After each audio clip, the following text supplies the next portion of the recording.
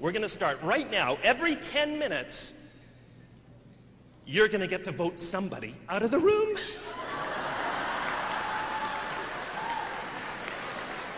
So start making those little strategic alliances. Start backstabbing each other. Some of you are probably thinking, start.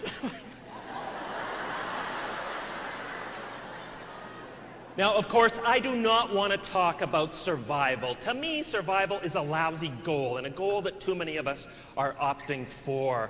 I want to talk about the opposite of that, how we can create the kind of work environment, how we can create the kind of volunteer environment where people want to come to your island, where people don't want to get voted off the island, they want to get voted onto your island.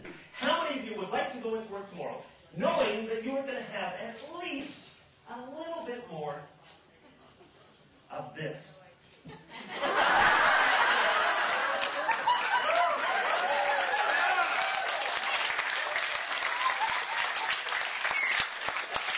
And more importantly, how many of you at the end of your workday, at the end of a brutal, grueling workday, how many of you would like to come through your front door and leap through your front door and say, honey, I'm home. And imagine the kind of workplace where when you wake up on a Monday morning, you are so excited about going into work, you hear this.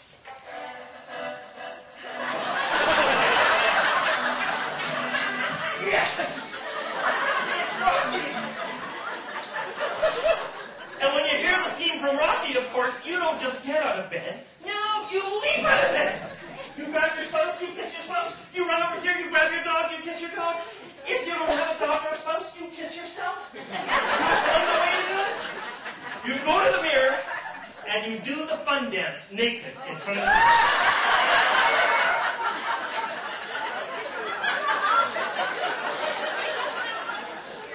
Now, are you laughing at the thought of me being naked? Yes. You're so pumped thinking about your ideal, inspiring kind of workplace that you cartwheel into the shower, and in the shower, you sing your workplace theme song. How many people have a workplace theme song? What? Well, don't worry about it. You're making it up in the shower. You're making up your workplace theme song. You get out of the shower. You are so pumped, you don't dry off with a towel. You run around the house naked, air drying yourself. Too many people are waking up on a Monday morning, I think, looking a little too much like this.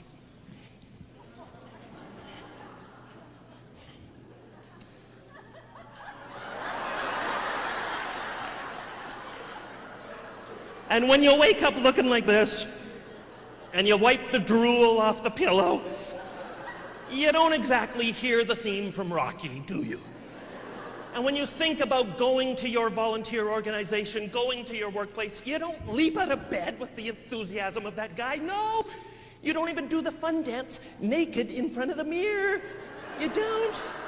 You just sort of stagger into your bathroom, where you don't even bother with a shower, right? You're so stressed that you just give yourself a wet sponge bath using a few damp pieces of toilet paper. You get dressed into what you think of as your regulation prison wear, right? For the week, ties for the men and pantyhose for the women, and, well, some of the men. And I didn't mean to point at Punch. He was just sitting right there. And your first mission is to make it to Wednesday, because what is Wednesday? Hump Day, yes, and you can see.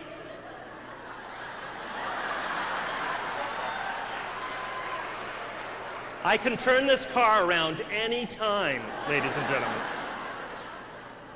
And the pilot comes on with the taxiing announcement.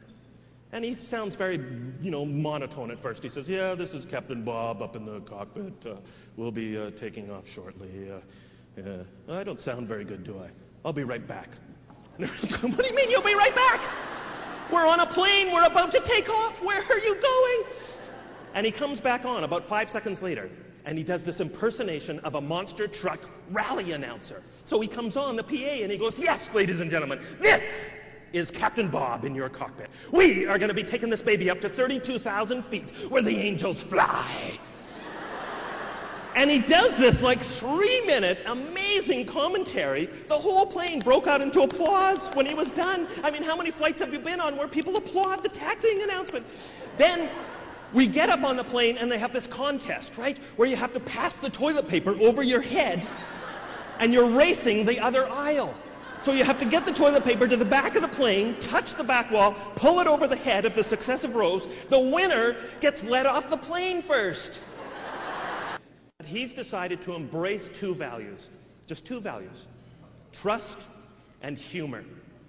And so he uses trust in all of his relationships with his customers, with his staff, and he uses humor in everything he does. His new slogan now is, "One night at Barney's will cure you from sleeping around." And he uses humor to deal with some of his challenges. Even when he had a tragedy last fall at the motel, he had a fire. An entire wing of his motel burnt down. This is horrible for a small business owner. But he was so committed to following that core value that while the fire was going on, flames shooting out of his building, fire trucks right there, he's over here changing the letters on his highway sign so that the sign says, "Great deal on non-smoking rooms."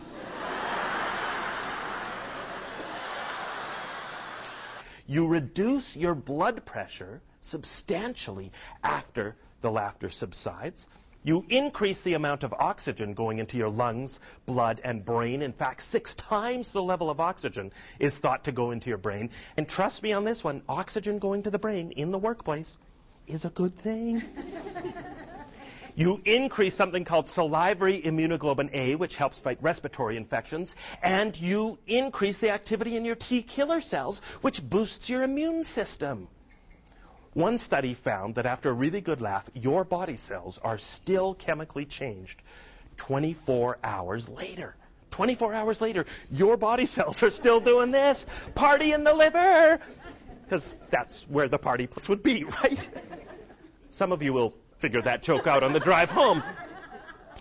Someone else figured out that laughter works faster on our bodies than either Valium or vodka.